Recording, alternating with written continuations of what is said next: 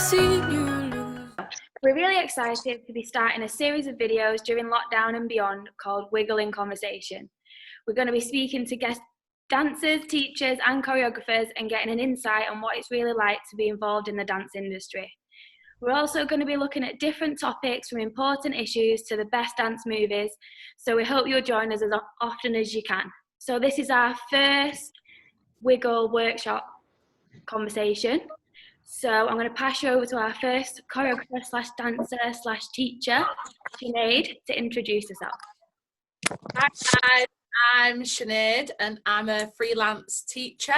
I work in Manchester, Sheffield, Rotherham, but I am based in Hull. So I'm a Yorkshire girl. Yeah?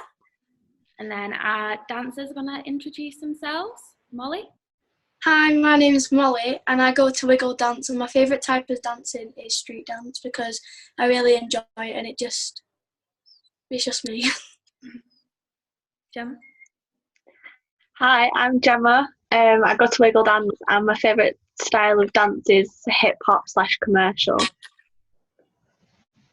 Hi, I'm Evie and I like all dance really, but my favourite three are street, contemporary and commercial. Lovely.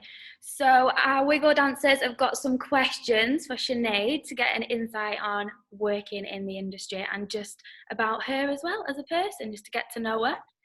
So Evie, do you want to give Sinead a few questions? I'll just leave it to you guys now to have a chat. What inspired you to start dancing? So I've been dancing for about 20 years now. So I started when I was 3. Obviously I'm 23. So I've been doing it 20 years and I'm not going to lie, when I was little, I kind of just got pushed into it. My mum was one of those mums and she'd be like, you're going to dance, you haven't got a choice. So I went to ballet, jazz and tap and modern and stuff when I was 3. And then I got more inspired the more I was there, just through watching different YouTubers, from taking other people's classes. And the more I got inspired, the more I wanted to try different styles. So I did ballet and jazz, modern and tap and stuff for about 5 years. And then I went on to doing a bit more of a crazy style, freestyle disco. I don't know if any of you know it. And then I did that for 9 years. So then I only recently started doing commercial and hip hop and stuff and all of that genre when I was about 14. And then it just went from there, just really like watching YouTubes, like taking different people's classes. That really inspires you a lot, because if you go to a class and you don't enjoy it, you're not going to become inspired by that person or the people in the room. So make sure you try and go to classes that you feel inspired by. That's interesting for you guys as well, because most of you have only ever done contemporary jazz, ballet, and you've only just started doing street and stuff, haven't you? So, and you're similar ages to Sinead was, so that should inspire you to push. Yeah. And you've all improved loads anyway. They only started doing it in September last year, didn't you? Started doing it. Yeah. So that should inspire you. Right, Gwen, I'm going to shut up a bit. Right, you can. Do you want me to ask them a question? Do you want to alternate it, or do you just want to ask a few each? We'll alternate. Go on, Molly. Have you got any? What's your favourite thing about dance and why? What's my favourite thing? About dance and why? My favourite thing I want to say is, as a teacher, because I would class myself more as a teacher now and a choreographer than an actual dancer. So when you get a little bit older, you'll understand what I mean by different types and stuff like that. So I think just seeing all of my students grow 24/7 when I'm teaching them, because I teach quite young ages as well. I'll teach like 4-year-olds, and I've had some students that I've had for about 7 years, and I've seen them grow so much, and it's such a lovely thing to see them grow. But if I was your age, my favourite thing about dance was, not going to lie, seeing my friends and being able to dance with my friends and being inspired by everybody, because my friends were so good at dancing, and then I was like, oh my God, I'm so inspired by you.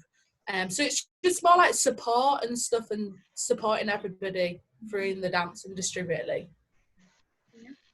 Gemma?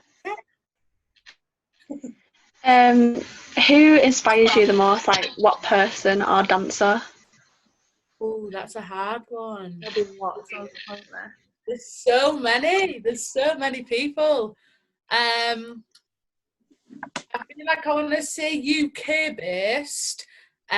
Chris Clark, if anyone knows of him. Does anyone know him? I've not heard of him. Well, he's based from where I'm from, so he's based in Hull. And I've known him for about 15 years, and he's absolutely incredible. So I'll give him a watch and go on his Instagram. In Manchester. Yeah, he teaches in Manchester on Wednesday at Wild Hawk as well. So he's incredible. I've been learnt from him for about 10 years. So he's incredible. And then LA based or New York, I would say Candace Brown, because she's just like female power boss. She's unreal. Give her a look out as well. Who went first? Evie? Before like quarantine, how many hours a week do you think like you used to do dancing? And like, yeah. yeah. Just dancing, like teaching, I would say I used to do like 17 to 20 hours a week of just dancing. But like it would be more if I went to do workshops, so I could be teaching 30 hours a week or something. But it's something that I love, so it's what I enjoy. So quarantine has really took a big knock out for me because I've gone from working all of those hours to just chilling. Yeah. So. For everyone has Molly? What do you think is the hardest skill in dancing and why? Ooh. These are good questions, guys, actually. I know! Round of applause. So, I would say concentrate more on like your pickup rate and stuff, because if you ever want to be a professional dancer when you get older, a pickup rate is the most crucial part of being a dancer, because if you went to an audition, they would teach you a dance in about 15 minutes, so you've got to be able to perform it and reverse it backwards.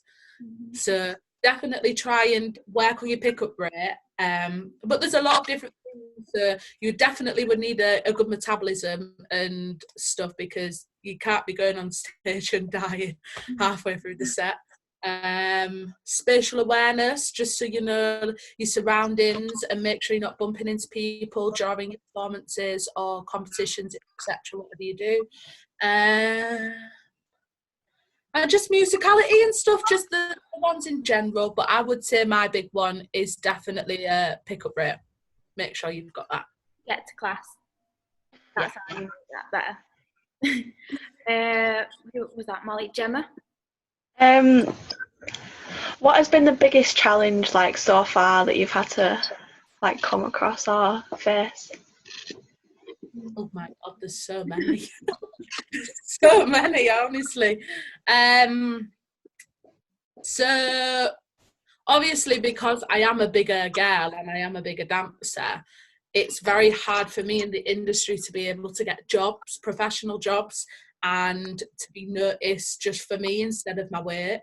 So trying to overcome just loving yourself and loving the way you look whilst you're dancing is such a big income within your life, because I've had to cope with it throughout when I was at uni and when I've come out of uni and stuff, and all of my friends have been like going to auditions and stuff, and I'll still go, but I will still get the same, sorry, you're too big for this job.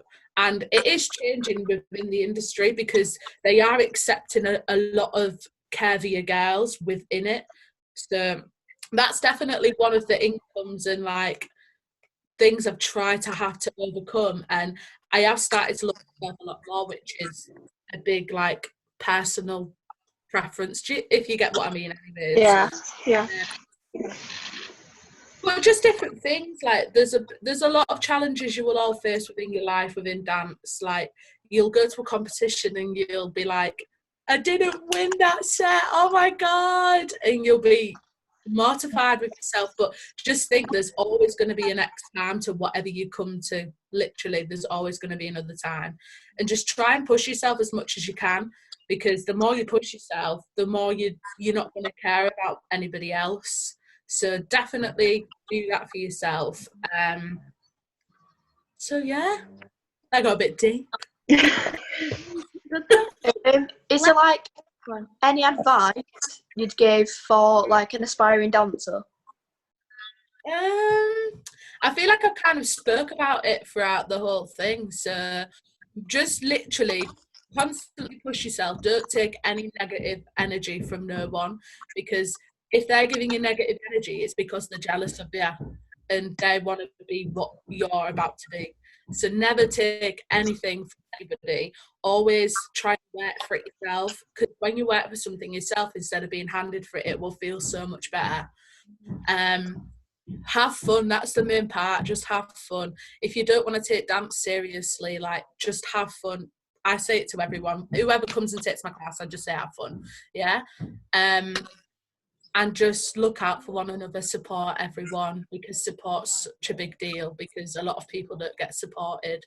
So support each other, push yourself, overcome different things, and you'll be absolutely fine. Amazing. Has anyone got any more questions, or are we done? Can I ask one more? Go on. Right. It's kind of a big, like, long-worded question. But my experience in dance is when I was, like, just starting high school, like, that's when I properly got into dance. Yeah. I've come across a lot of people who have been, like arrogant dancers, like, very arrogant, like,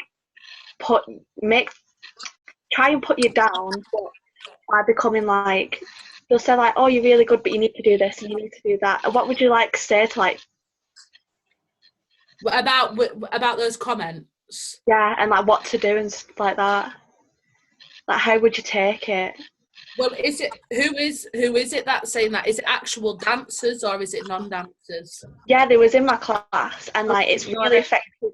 It's affected me as a dancer. Like, yeah, it gives me like less confidence a lot. Like, it does when I take classes. Like, I'm thinking like about all the comments and everything that. Yeah, of course. The only thing I would say is just literally take it on the.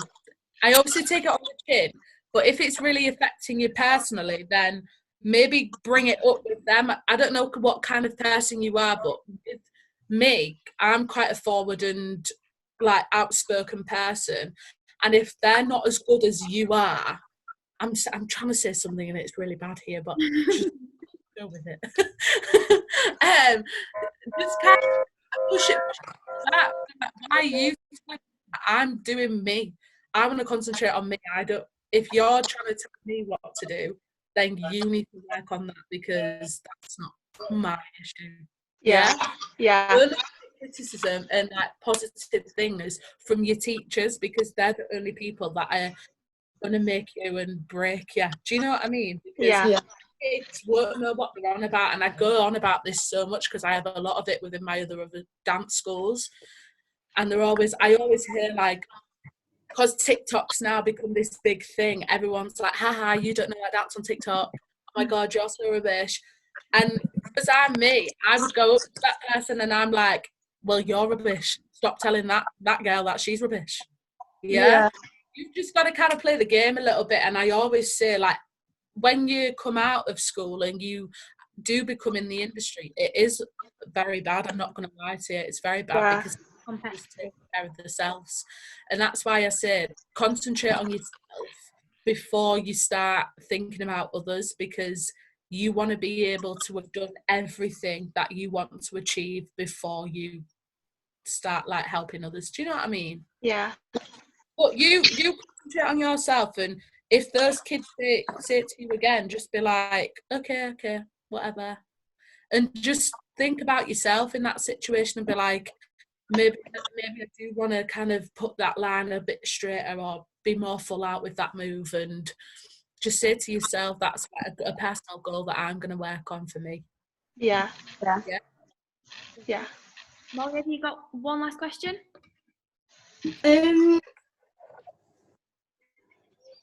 What type of dance do you enjoy the most? I enjoy ballroom. I'm joking. I teach commercials, so I enjoy teaching that a lot because it's what I've just been brought up in and stuff. I don't mind hip hop, but I've gone completely off hip hop now because in the industry you're not going to have a hip hop routine, you're going to get a commercial routine. So Yeah. make sure you learn commercial. Yeah, I enjoy commercial because it's fun and it's full out and you feel like you've done something because you sweat so much, honestly. But I teach jazz as well, so I have a lot of jazz teams, so I quite enjoy jazz as well. Right. Go on, any more? No, I'm all out. Right, No. so thank you for answering those questions, Sinead. All right. Thank you. Thank you.